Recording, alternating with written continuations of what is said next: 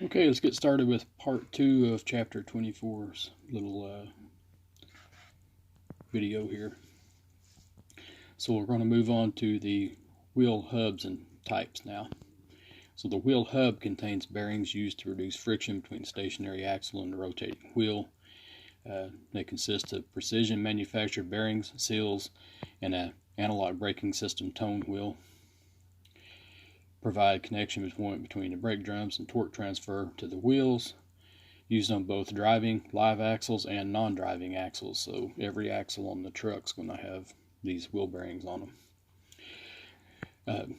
To expand a little bit on this precision manufactured bearings and the races that they run in are should be replaced together. They wear in, become a matched set, so you're not supposed to change a bearing and not the race, or put like a new hub on with races already installed and then use the old bearings. So and they need to be kept with the same race, basically. I mean, the inner and outer is different sizes, but don't mix the driver's side and passenger side up or something like that. And the ABS tone wheel is on the back of the hub. The analog brake sensor goes off of that tone wheel to generate a voltage so that the computer knows what speed the wheel is turning at. So always be sure you don't damage that tone wheel when you're taking the hub off or working on it. Okay, so the term full floating and semi-floating we deal with, but really semi-floating is more of a light duty, possibly medium duty, but mainly a light duty application. So with a semi-floating bearing, that means the axle shaft that drives the vehicle, so it's going to be on the drive axles only. It just means that axle shaft is holding part of the weight of the vehicle. So the bearing is actually inside the housing, but the wheel is attached to the axle. So basically the axle is carrying part of the weight. Full floating means that the bearings are inner and outer bearing are both riding on the axle housing, supporting all the weight. So the axle shaft that drives the truck, and actually it's connected the hub to the differential, that axle shaft carries none of the weight. So full floating is what we deal with in the big truck world, and the easiest way to determine that is, even with the truck sitting on the ground not jacked up, I can remove a full floating axle. So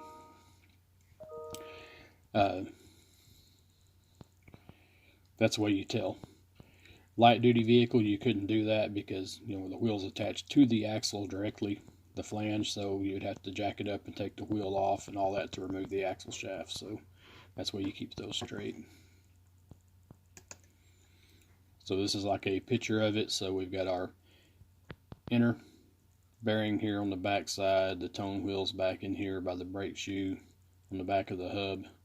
We've got our outer bearing, the nut holding the wheel bearings and stuff together, and the axle flange would actually bolt on to the outside of this. So that would be our full floating type. Okay. So full floating means that you have to get precise adjustment of the wheel bearing preload to maximize bearing life and prevent the wheel seal from leaking. Standard hubs use manually adjusted wheel bearing in place, so they will have generally 2 nuts on those. A few front truck axles just have a single nut and a cotter pin like light duty vehicles do, but majority of the time you're going to have an adjusting nut and a lock nut, so it's going to be a 2 nut setup on the standard hub.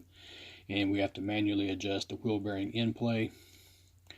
We'll go over that here in just a minute.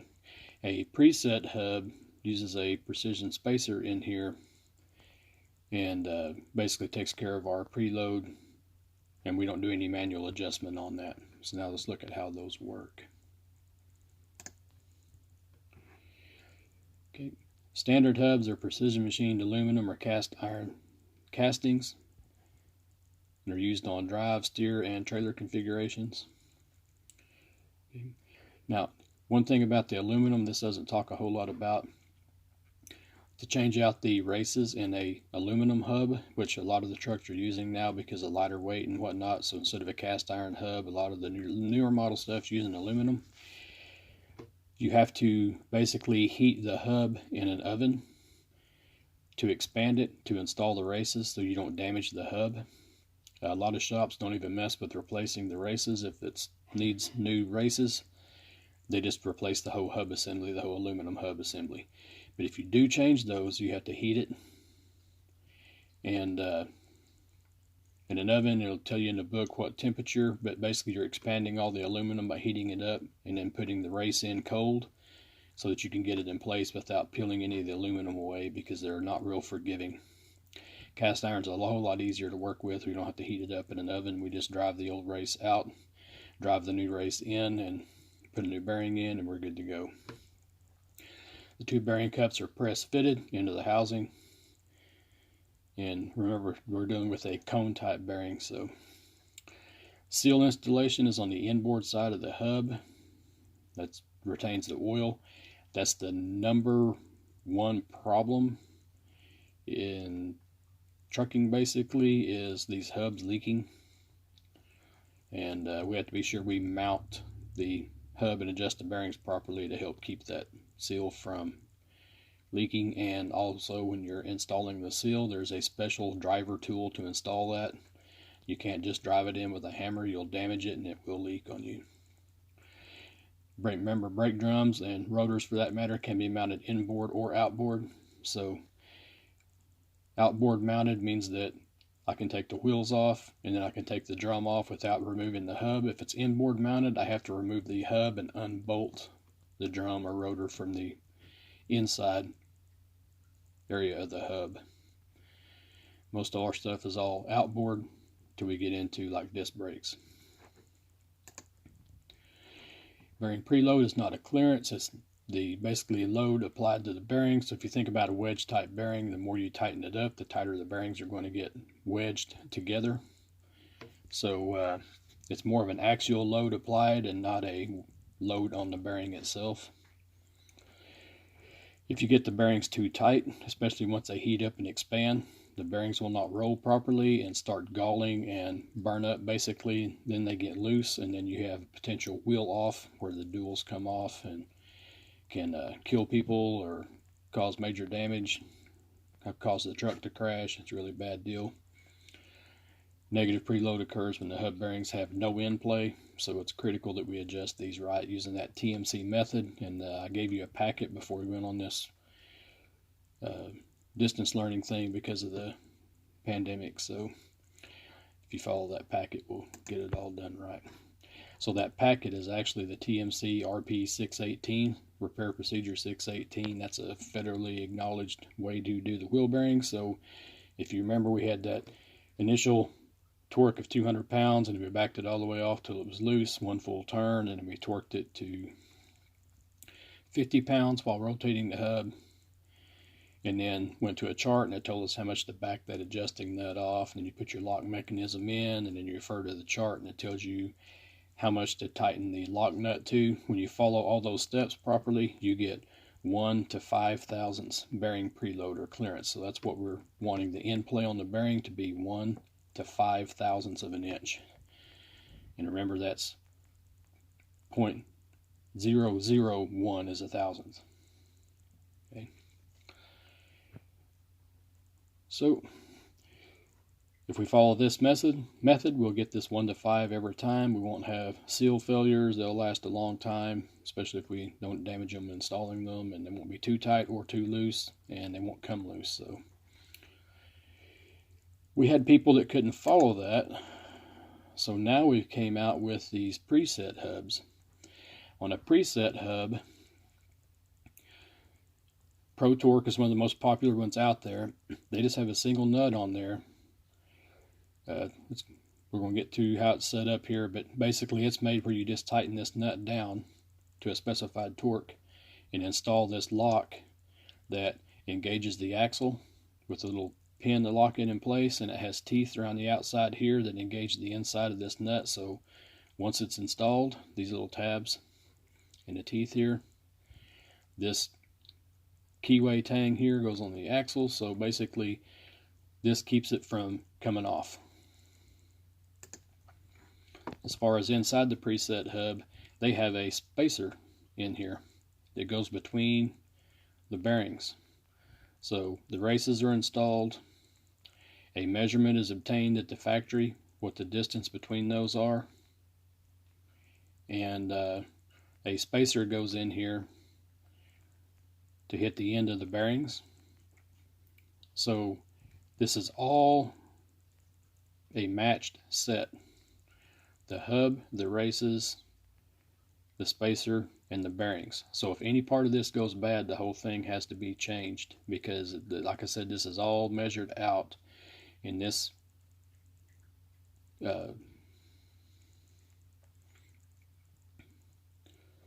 spacer here in the middle is machined to the exact tolerance to get that 1 to 5,000. So why insurance companies and stuff like this, as this is installed, it takes all the adjusting error out of it. The outer nut is just a single nut, so it's torqued to like 200 foot-pounds on a lot of them. It'll tell you the pounds on the procedures, because it does vary, so be sure you look at the specifications. But then you put that lock in and it takes all the human error of the adjustment part of it out. But you can't just change one part in here. All this has to be changed together. So to get a better idea of what that looks like, I know the slide is not real clear, but we have our bearing, we have a spacer. In between here is precision matched. We got our outer bearing. So when this is just torqued down, it puts the right amount on there, and we get the perfect amount of preload on that. Okay.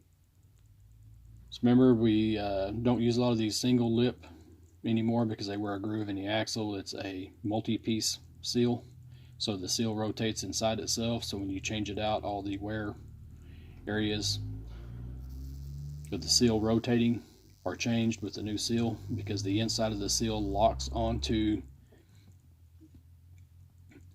the axle and doesn't rotate at all. That's why it makes the hubs hard to remove now, because this seal has got it hung on there. The actual lip part of the seal is inside.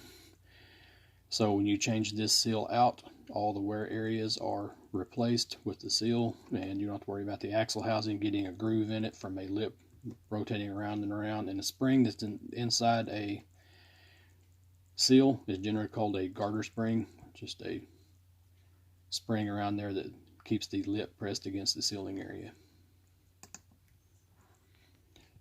Seal failures is a huge problem. Like I said, that's either from not installing the wheel bearing properly as far as getting that adjustment right, or damaging the seal when it's installed. So could seal not being lubricated properly during installation, so be sure you follow the steps there. Failing to drive the seal squarely into the hub, or using the wrong tool, and every seal has a different tool to install it on these wheel hubs, so that's kind of problematic as well. Dirty or contaminated lubricant, but basically there's a lot of YouTube videos, if you want to watch some of those, that involve the truck catching on fire. It's usually the trailer that catches on fire because the wheel bearing fails, catches the grease on fire, catches the wood floor in the trailer on fire, and can burn the whole truck to the ground. It's a very dangerous thing, so you don't want to be the guy that installed those improperly and caused the truck to burn to the ground. Losing like $150,000 truck, I don't know, $75,000 trailer, and all the contents in it's not a good thing. Last thing we got to go over is wheel hub lubricants. Most trucks use a gear oil.